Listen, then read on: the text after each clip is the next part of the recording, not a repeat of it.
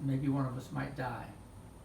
Trish didn't take this lightly, but after a lot of soul searching, and as rational, logical people, we couldn't come up with any reason not to go, other than it just didn't feel right. We decided to take the trip and be careful, do our best to enjoy the food, the culture, the beaches, the architecture, and the people. One day, in order to see some of the types of things that weren't available outside of this part of the world, we went downstairs and asked the hotel clerk if he knew of a private guide that the hotel used that was safe and professional. He did indeed, and we booked a trip. The guide would take us to an oasis, to see a mini Saharan desert, to a rug factory, etc. We saw all these things and were headed home when we saw a person walking with camels trying to flag us down. The driver asked if we wanted to stop, stating that the camel driver would be glad to let the kids ride on the camels for a small fee. We decided against it, a decision we have come to regret. Had we stopped, we would have avoided the horrific accident that is the basis of this chapter. Instead, we headed back toward town where we were staying, Southsea. And at this time, we were still in the middle of the desert, miles from anything but sand and lonely road with almost no traffic.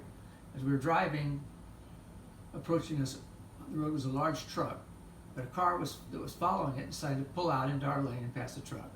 Although our driver had time to react, and so did the oncoming car in our lane, neither driver took any defensive measure. We had a high-speed head-on collision in the middle of the desert. It was a real-life nightmare, too horrible to imagine. Bloody bodies, no help in sight, no one spoke our language, injured kids that were scared and depended upon us. In this horrible event, there were many things that happened. The first was that we were in a Mercedes, a well-built car with a strong safety construction. Had we not been, the outcome could have been worse.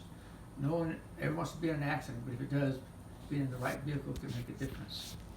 I myself suffered a concussion, and I have no recollection of what happened from the time of the crash, which I remember vividly, until I was poked in the arm with an IV, which awoke me from my concussions, somewhat started to bring me back to my senses.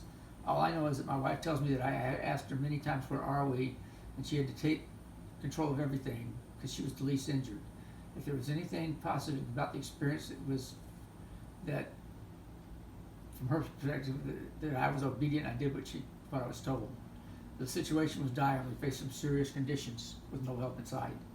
I had a concussion and unable to have logical thought. I was bleeding and going into shock. Tracy was knocked out unconscious, asleep on the road. Jimmy's lip was split and dangling. He was screaming. He too had hit the dash. Kelly's arm was broken and she had glass embedded in her.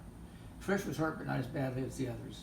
She had glass in her hair and some scrapes and cuts and bruises, but she had her wits about her and was able to direct me and the others on what to do. Eventually a van came by. I refer to the van driver as the Good Samaritan, although I don't remember the event due to my concussion. The van drove to a very small town where there was a clinic, not a hospital.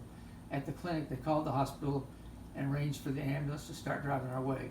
We should drive their ways in the middle to save time. At that point, it was not clear if the injuries were life-threatening, so the sooner we got to the emergency room, the better.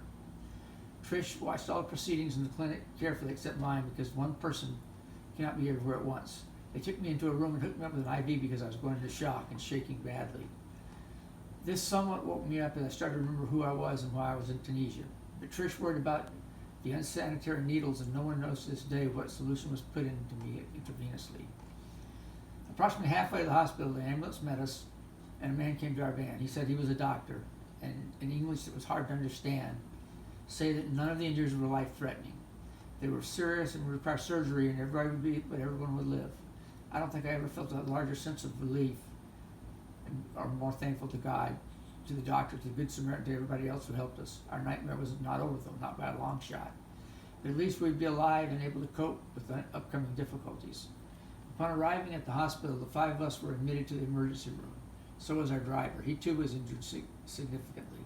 I don't ever recall seeing the driver of the other car that caused the head-on crash. After the initial triage, they told me that I would be taken first to have my stitches placed in a few areas, primarily on my forehead, on the side of my head, both right ear. The doctors prepped for surgeries for Jimmy and Kelly. The crash caused my head to hit the dash with a high impact. Tracy was taken in for a CAT scan because she was still unconscious. A male nurse and a female nurse attended me. The doctor spoke no English. The female doctor, she spoke no English, but she yelled at me in French a lot. The man informed me that they had very little anesthesia both local and general, at the hospital. And as such, they wanted me to stitch me without any anesthetic assistance so they could save the rest for my kids. I agreed. A platform arose for every one of the 50 stitches that I needed. My back would arc, and I would grit my teeth 3 times per stitch. Once when the needle went in one side, once when it went out the other side, and once when the doctor tightened it close to the stitch. Every time she would yell something at me in French, which the nurse would loosely translate to me as "try not to move." That makes it hard for her to stitch. That was easier said than done. So the yelling and the arcing proceeded to repeat itself for every stitch. After this was over, they returned me to the room. When I found out that Trish was doing fine, the scan of Tracy's head showed nothing, at least nothing serious. Kelly was going to need surgery though to fix her arm and clean her up. Jimmy's lip had been very concerned, and they wanted to wait for a specialist to handle his surgery. Trish and I took time to call our Nortel emergency line, our expats who put us in touch with Nortel contracted doctor in France. He reviewed the situation and spoke to the doctors in Tunisia. He confirmed to us that we needed to have surgeries there. He told us that returning to the Netherlands would not be a good choice. He said that the surgeries were needed, and they were needed right here and there, here and now. He boosted our confidence by telling us he had reviewed what the doctors were doing and procedures were correct and the doctors were qualified. This was a great relief because the facilities themselves were worse than bad. The lack of anesthesia was the only start. There was no bathrooms for the patients, only an area that was filthy and disgusting. The doctor at the hospital had a private commode, and fortunately, he volunteered to let us use his toilet, to our great relief. An attendant dropped a tray of food on the floor in my room. The food stayed there through our entire visit. No one ever came to clean it up. I could go on and on and on, but suffice to say the conditions were terrible, and I felt truly sorry for people who had to use these as their best source of medical care. I have read articles later that express the same sentiment, that others had to be treated in the hospital like this one. Grateful for the care that we get, and sadness for those is the best they can get. Despite the fact the facilities were atrocious and the people were mixture of good and evil, that's the way I saw it. On the good side, the doctors were very competent, and the end results of surgeries proved that I went from having a huge slash on my forehead that I looked like Frankenstein, with the scars almost undetectable. Doctors have told me since what a fine job that lady did stitching me. Jimmy's arm, Kelly and Jimmy's surgeries also performed exactly, and many nurses and others showed genuine concern and care for our kids, touching them, praying for them, etc. But there are some people that did not have our best interests at heart. The first was a man who entered our room while Trish was taking the 3 kids to the bathroom. I see him sneaking around looking for something, thinking I might be asleep. I asked him what he needed, and he said he needed our passports. Passports were valuable in the black market there. When I inquired as to why he needed them, he just asked if I would give them to him. And when I said no, I said I was going to call the nurse to explain, he ran out of the room, never to be seen again. I felt a sense of control, that I'd been regaining enough strength and mental awareness not to simply comply with his request. Or a deal would have been far worse if I had given away our passports. Well, I wasn't thinking clearly. At this point, Trish and the kids returned, and so did a very large and scary-looking policeman. He asked me if I wanted to file charges against anyone, most likely the other driver, and I said no.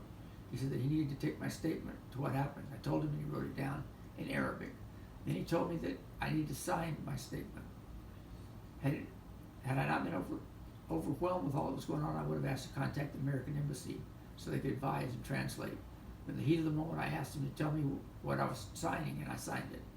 I hope it was not a statement admitting that I was at fault for everything, that I owed substantial money to everyone there, but I guess I'll never know, because I do not intend to ever go back to Tunisia.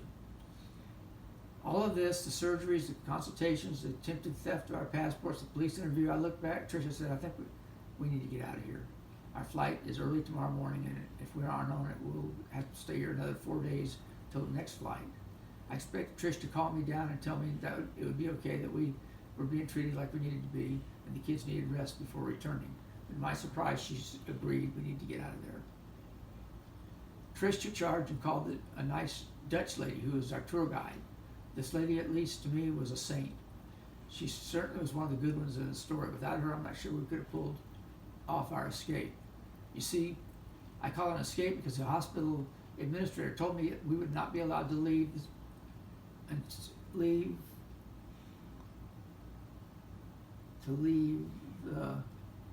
hospital until we had paid our bill in full, until the doctor stated that it was safe for us to travel.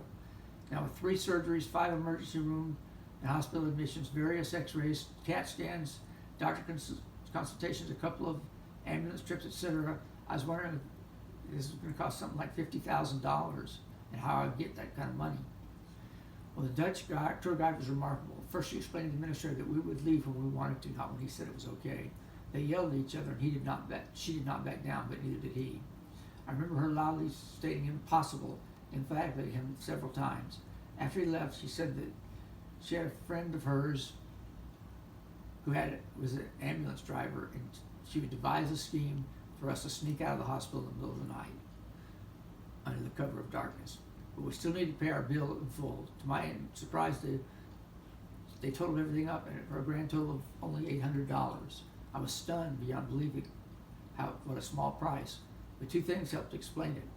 Once we were told that the country was so poor that if we gave a kid $1 for a stick of gum, that was a major event. Most families there earned about $3 a week. It was a completely different scale than when we were used to, where many families truly had no money, so even a tiny amount was a big deal to them. 2, they did not have lawsuits and insurance companies to deal with. These costs were real costs. When I was back in the U.S., I asked my doctor to guess how much all that care received would have cost. He said in the U.S. anywhere from $20,000 to $40,000. In Tunisia, it was $800. He was right. I still find that hard to believe. Not having a sense of relief, it dawned upon us that we did not even have $800 in cash. We had about half that. The Dutch lady came through for us big time. She went to an ATM machine and withdrew $400 of her own money to help us pay. I really wish that somehow I could meet her again and express how grateful our family is for all that she did for us. Far, far above the call of duty for a tour guide. I did send her money that she so kindly fronted us using the address of the company that she worked for. I hope she received it. Recently, in 2018, I found this nice lady on Facebook, and I gave her an update on our family, that our family is doing well, and she replied with a thumbs up. Her name is Ellen Nordenhagen. Ellen returned from the ATM with the money and also the plan for us to go to the back door and meet her friend, the ambulance driver, at the prescribed time. One small but sad thing happened while we were in the hospital. When Trish and the guide got to the hotel, someone had stolen some of our things, including an Aladdin's lamp. It was a present for Jimmy. This was another case of a bad guy that we had to deal with, like the guy who tried to steal our passports, or the hospital administrator who cared only about money. A few other things were missing, but our clothes, luggage, etc. were in our possession in the hospital. We met with the bursar, paid our bill, received a receipt, and quickly headed for the exit, never looking back. We still didn't feel safe. No one could stop us. Somebody could stop us or block our path. Hopefully the driver would take us to the airport and not to the police, and hopefully the authorities would let us leave. After all, we did look like a MASH unit. Everybody was bandaged and our clothes had blood stains. The driver took us safely and directly to the airport, where despite having received a lot of funny looks, the security let us go through, not even snatching back some of the Tunisia coins, which we found out later were not supposed to be taken from the country. We boarded the air flight and back to Holland, and once we're in the air for the first time in quite a while, we were able to relax and breathe a sigh of relief. The ambulance met us at the airport, and Schiphol took Trish and 2 of the kids for a checkup. I went home with the 3rd child. Our friends in Boehm and Marlene saw us walking in the Mexican stat and thought we had brought new hats. They were shocked when I called them over and explained that what those she thought were hats were really bandages. I had reservations about going, and one of the options that we had considered, but later threw it out, was Marlene had thought she might go with us. I visited a doctor, Dr. Chenapal, who told me that the doctor in Tunisia had done a very good job with my stitching.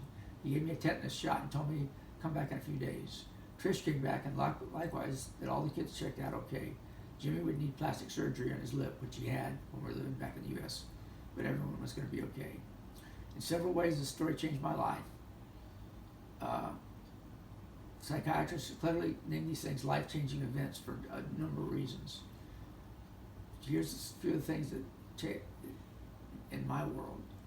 Number 1, I learned to trust my gut feeling.